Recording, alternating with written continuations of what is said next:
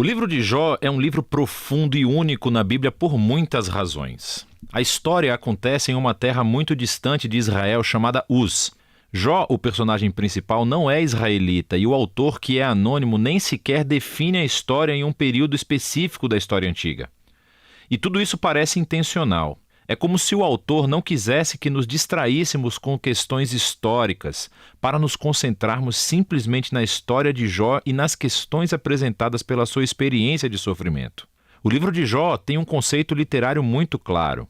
Ele começa e termina com um breve prólogo narrativo e depois um epílogo. E então o corpo central do livro é uma densa poesia hebraica representando conversas entre Jó e 4 parceiros de diálogo chamados de amigos. E essas conversas são concluídas por uma série de discursos poéticos dados por Deus a Jó. Vamos nos aprofundar e descobrir como tudo isso funciona.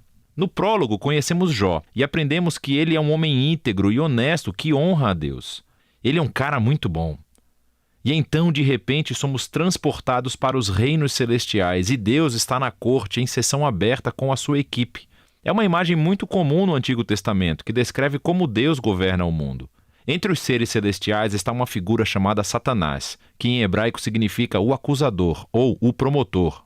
E é como se estivéssemos assistindo uma cena no tribunal.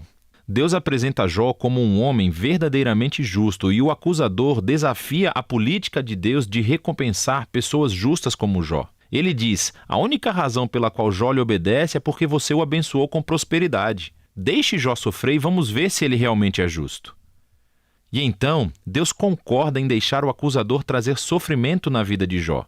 Agora, é nesse ponto da história que a maioria de nós se pergunta: o quê? Por que Deus fez isso? E daí assumimos que esse livro vai responder a essa pergunta. Por que Deus permite que pessoas boas sofram? Mas o livro não responde a essa pergunta. Nada no livro responde a essa pergunta. O prólogo estabelece as questões profundas que esse livro está tentando responder. Pergunta sobre a justiça de Deus e se Deus opera o universo estritamente de acordo com o princípio da justiça. A resposta a essas perguntas vem quando você lê o final do livro, não o começo. A razão do sofrimento de Jó nunca é revelada. Assim, o prólogo é concluído com o sofrimento de Jó, que é abandonado por sua esposa e é abordado por 3 amigos que tentam oferecer sabedoria e conselhos. Os seus nomes são Elifaz, o Temanita, Bildade, o Suíta, e Zofar, o Naamatita. E tal como Jó, nenhum deles é israelita. Eles representam as filosofias predominantes do Oriente Próximo sobre Deus, o sofrimento e a condição humana. E isso nos leva para a parte principal do livro. Primeiro Jó fala, e é assim que essa seção do livro funciona. Primeiro Jó fala e depois segue a resposta de um amigo. Então Jó responde ao amigo e outro amigo responde à resposta de Jó. E assim por diante durante 3 ciclos. Todo esse debate se concentra em 3 questões. O caráter de Deus é verdadeiramente justo? Deus dirige o universo estritamente no princípio da justiça? Se sim, então como explicar o sofrimento de Jó? Como veremos, Jó e seus amigos partem de uma grande suposição sobre a forma como a justiça de Deus deveria existir no mundo, considerando especificamente que cada detalhe que ocorre no universo deveria estar de acordo estritamente com o princípio da justiça. Então, se você é uma pessoa sábia e boa e honra a Deus, coisas boas acontecerão com você. Deus te recompensará. Mas se você é mau e estúpido e faz coisas pecaminosas, coisas ruins acontecerão. Deus vai te castigar. O argumento constante de Jó através dos seus discursos é esse. Antes de tudo, ele é inocente, e a implicação disso é que seu sofrimento não é um castigo divino. Agora, através do prólogo, sabemos que ambas as coisas são verdadeiras. Lembre-se que o próprio Deus disse que Jó é justo e irrepreensível. Assim, Jó conclui seu argumento acusando Deus. Ou Deus não comanda o mundo com justiça, ou, pior ainda, o próprio Deus é simplesmente injusto. Os seus amigos, por outro lado, discordam. Seu argumento é que Deus é justo, sendo a implicação que Deus sempre governa o mundo nos moldes da justiça dessa forma. Assim, eles concluem acusando Jó e não Deus. Jó deve ter feito algo muito, muito ruim para que Deus o castigasse assim. Eles até começam a imaginar possíveis pecados que Jó tenha cometido. Jó protesta tudo isso. Na verdade, ele fica tão cansado dos amigos que acaba desistindo deles. Ele leva o seu caso diretamente a Deus. Agora, algo que você deve se lembrar é que Jó está vivendo uma montanha-russa emocional nesses problemas.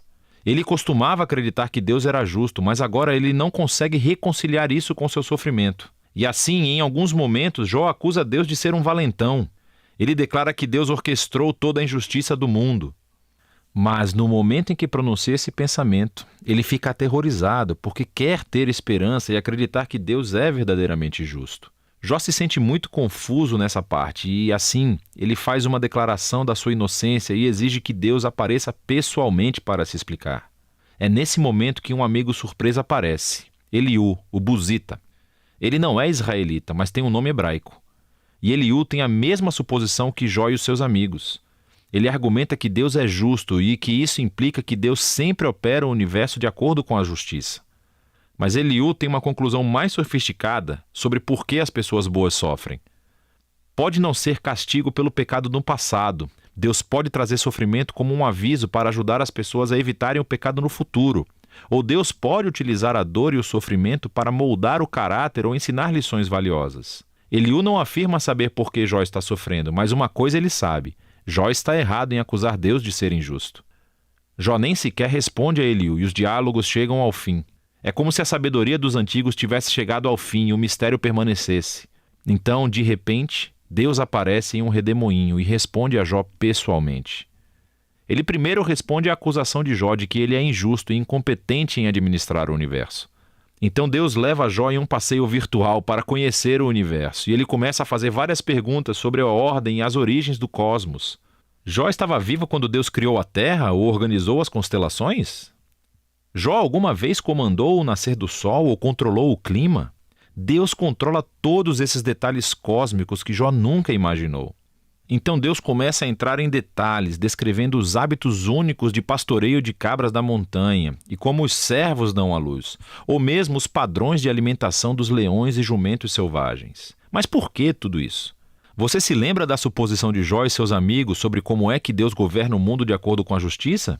Debaixo dessa suposição existe outra ainda mais profunda, que Jó e seus amigos têm uma perspectiva suficientemente ampla sobre a vida para fazer tal afirmação sobre como Deus deveria governar o mundo.